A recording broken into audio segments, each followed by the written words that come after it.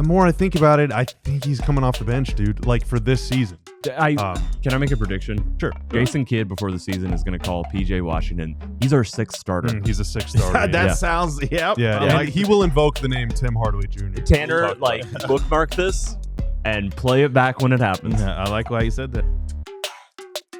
Our guy, Marc Stein, lobbed us some content last night in the form of his latest update in his Sunday notebook that included this when it comes to one PJ Washington, noting that Washington, of course, is eligible for a 4-year, nearly $90 million extension on Friday, is, quote, likely to sign that extension. Stein going on to say, quote, Washington, who only just turned 27 on Saturday and has no shortage of admirers in front offices around the league. So what does that mean for Washington this upcoming season and for the roster moving forward, knowing that most likely he's going to be here for the future, Bob? You know, if PJ agrees to that deal, 4 for $90-ish, I think that is a huge win for the Mavs because I think that he could easily earn more than that on the open market or by way of sign and trade or whatever. I think he's an extremely good player, proven quality starting caliber player on a team that went to the finals.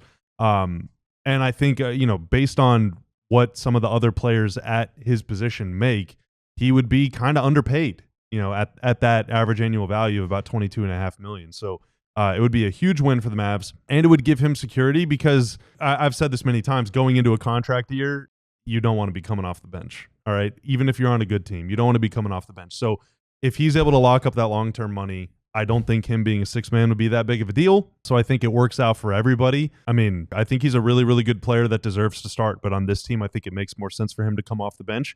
So the fact that he's willing to sign what might be a slightly below market value contract is like, he really must be happy here and bought into the culture and everything they're trying to do. I agree. I think you set up the dilemma nicely where it's like, maybe I'm sure his ideal situation is not coming off the bench. He has been a starter most of his career and started on a team that went to the finals. But if he goes into next season without signing an extension and is coming off the bench, I don't think the entire league is going to lose value in him. But it is a safer situation to sign an extension, have financial security, $90 million, thereabouts. That's a lot of money. A lot of money to lock up. And in Texas, that money goes further. Does go further here absolutely, in Texas. Absolutely. Sure. So to do all that and then that softens, that makes it easier to accept a bench role. Sorry, to accept a sixth starter role where clearly he is going to get a bunch of minutes. He is going to get, there are scenarios where he ends up getting more minutes than D'Angelo Russell. Almost certainly he will get more minutes than Klay Thompson, who is probably going to be the starter ahead of him just because it's, a better balance. It makes more sense.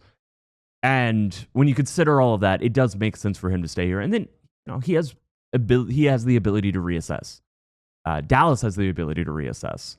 And in a year from now, if everything needs to be switched up, changed up, still only going to be 28, going into the season after next. And the 2026-27 season. The more I think about it, the more it just is logical for all sides. PJ Washington last year had a career year in a number of areas, shot a career high nearly 38.1% from three. Which it did not feel like that for long stretches of the year. Yeah. It was not a very... He got really hot for a little while. Averaged a career high 7.8 rebounds per contest last year as well, and averaged nearly 15 points per game and what was 57 games played. Of course, dealt with some injury last year.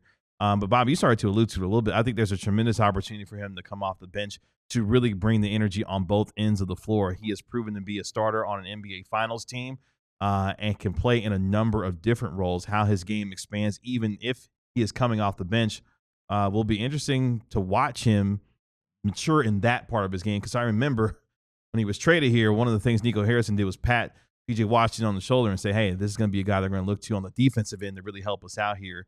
And while at times that has been good, while other times it may has not been good, what he has done has become a Swiss Army knife type of player in a lot of different ways. Some of the ball handling could improve for him, especially as someone who's leading the ball in transition, those types of things. But all around, PJ Washington is a really good player, and I think will embrace this challenge and opportunity to provide and be what. And I've said it before, and I'll go on record saying it again. If he is truly going to be the sixth man of this team this year, he should be at near the top, close to the top of favorites for NBA's sixth man of the year. Like, that is how good PJ Washington, I think, can be in that particular role. So I'm interested to see how he flourishes in that, if he is, in fact, the sixth man, because I think he has a chance to have a really good year and provide some real impact off the bench in a number of different areas. Yeah, I mean, you got to produce a lot to get nominated for that award. Normally, it's like guys that score so much. I'm not sure. I mean, if he's giving you 14, 6 or 7 rebounds, a couple of assists. Oh, sure, if he is. But, Yeah, I don't know how many minutes he's going to get. He could still get just over the course of the season, because guys will miss time and stuff. He could still average close to 30 a game. But what'll be interesting to see is if he's out there, who is he playing with? Like, because J-Kid doesn't always go to like just 5 guys from the bench out there. But let's say your second wave of 5 until Kyrie comes back is like Brandon Williams, PJ, Najee, Max Christie, and Gafford. Like, there's some opportunities for PJ to be on the ball, but I think normally it's going to be Brandon Williams or Najee. And so is PJ just going to be kind of a spot-up shooter off the bench? I think in Charlotte, he had a really good year kind of quarterbacking their second unit, and they played through him, and he was doing some face-up stuff and some low-post stuff, and he was really productive and had a nice little stretch there. I don't know how much they're going to play through him, but I don't necessarily think that's a bad thing. I think I really used to run every first play of the game for PJ. I'm happy that's not going to be the case anymore. You can't torture me anymore, J-Kid. But I think there's value in his ability to just do whatever needs to be done. He's like a fill in the crack guy. PJ reminds me of whenever Marion was in Dallas. He would just kind of do some stuff. Like, you'd look up, you never really feel like he's like producing that much or generating that many things. And then you look up at the end of the night and he's got 12 and 7. And you're like, and 2 blocks and a steal. And you're like, hell yeah. Like, just nice. Yeah. Really good game. Stat stuffer. Yeah, but like, it's like all the quiet stuff and all the dirty work and putbacks and get some rebound, get it out on the floor and run. Like, I think he just does a lot of that stuff, and you can never have ever have too many guys that do that sort of thing. It's always super, super valuable to have a player who averages more than 1 steal, more than 1 block per game. Mm-hmm.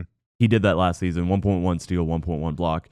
As to the 3-point shooting, I think I got to the bottom of why you felt that way, which I also felt that despite having a career year percentage-wise, it didn't quite feel like that. Past 3 seasons, on a per 36-minute basis, PJ Washington took 6.1, 6.5, and 6.7 threes per game. So those first 2 years were in Charlotte. The second one was an aggregate of Charlotte and Dallas. Obviously, having Luka to create threes for you, but that's half of a season. That's not even half of a season.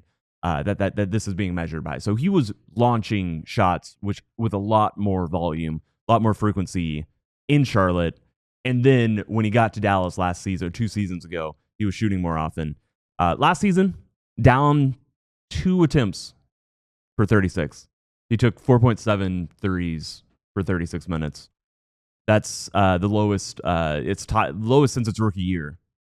So I do think he passed up a lot more shots last season that he had not over the past few years of his career. Probably some of it was this, Jason Kidd directive of, you're a ball handler, you're going to create offense for us. That's why his turnover spiked as well. Certainly that played an effect, and certainly he, a lot of those spot ups he turned into drives, and he was making it, a dedicated, push to turn those into drives. But Dallas is not going to have a lot of spacing. They're not going to have a lot of shooters. If he can raise his volumes back up to where it was, where he's taken 6 or 7, like every game, if he's getting starters minutes, I think that's going to be more valuable to the team than trying to be the third or fourth, sort of pseudo creator who isn't perfect at it and is doing it just because the team doesn't have any clear-cut ones. PJ Washington, we'll see what happens with him in his contract extension. Our very own Marc Stein reporting that it is likely that he will sign that contract extension when he becomes eligible for it on Friday.